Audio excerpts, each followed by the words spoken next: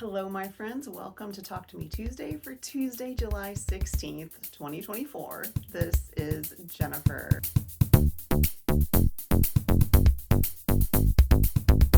Right off the top, I want to welcome my new viewers who came over from Erica's channel, The Purple Quilt Company. She's been doing Vlogmas in July, so video every day. And she's done 2 live streams so far featuring her working on one of my patterns. And you guys have been so nice, and it's great to have you here. I love when YouTubers can share a community like that. For my own viewers, if you haven't checked Erica out yet, go ahead and do that. She is definitely like my kind of gal. She has the similar vibe to like our show and tell and like sew along, but she does a lot more tutorials. So I think you guys would really enjoy that. I don't have nearly as much to show you guys today as I had planned. I was genuinely hoping to have 3 dining chairs completely finished to show you guys. I do not, because the product that I used to try to stain them, I actually only did part of one chair. I didn't like it, and I'm gonna sand it off and start over again. I tried Minwax Poly Shades, thinking, it's an all-in-one, so it's tinted polyacrylic, and I was like, I'm very excited about this. It's one, it's just a couple of coats, but it's only one step, and I was like, you know what? I'm gonna give it a shot.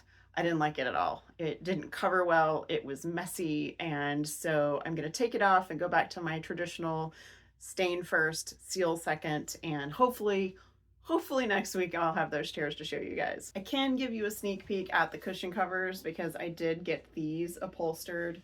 This is that fabric I showed you guys from Austin Creative Reuse. It is upholstery fabric, and I paid $4 for this. It might have been $4.50. I thought this was 2 yards. It was 3 yards. So I still have enough to do another cushion. I did 3 just like this, which is how many chairs I picked up from Habitat Restore like a month ago or so. And hopefully you can see very old wood on the bottom here. Hopefully by next week, these will actually be in a chair. My son has been working on some 3D printed stuff again. His machine actually needed a little repair, and he just got that all fixed. Like it was a warranty repair, and he fixed it himself. But anyway, he made me some more sewing machines, and I have shown you guys these before, and I've actually given some of these away. These teeny tiny little sewing machines here. They're so hard to show because they're so little. Well, he found another free design that someone had created, and I apologize for not knowing because this is his thing and not mine. It's a bigger one, but I don't know if you can see it or not. It actually says Singer on it, and it even has the scroll work on here, which is super cool. It has a little hole here, so you can put like a jump ring in it if you want to. So I'm thinking I might put something like this on my keychain. I love to have those because I like to give them randomly to people, and I haven't done it in a while. I'd only given the first batch away, so now I have more to give away. I made a teeny tiny bit of progress on my eldest kiddo's Doctor Who quilt, but it is minimal. I printed the Dalek patterns out, and I picked fabric.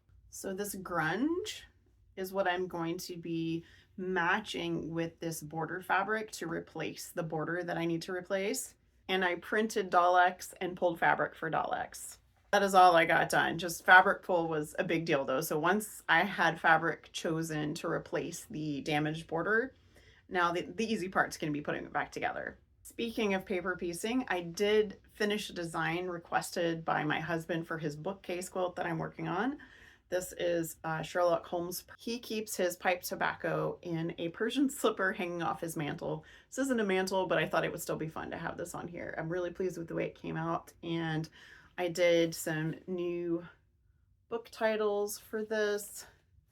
And full disclosure here, I actually had to redo this because I stitched this one book. I had forgotten one, and I was just up doing stuff in my sewing room, and I stitched it out late at night.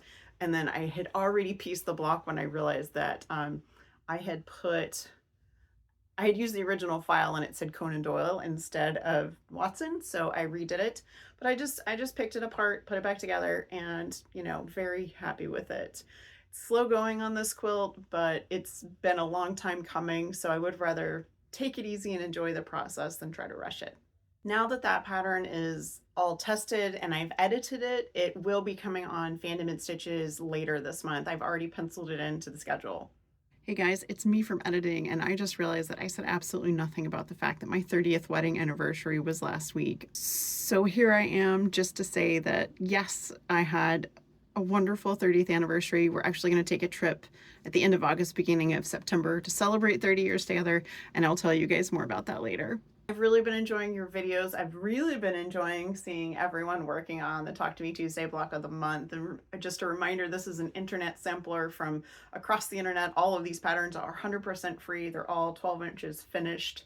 There will be 24 of them. You can make 12, 18, or 24, your choice. You can make one if you want. You could just watch if you want. Anyway, I am loving everyone's fabric choices and just seeing your blocks. It's totally making my day. And I cannot wait to see what you guys do with the August blocks, which are, only a couple weeks away. That's going to be it for me. Big special thanks to my coffee supporters. You guys are amazing.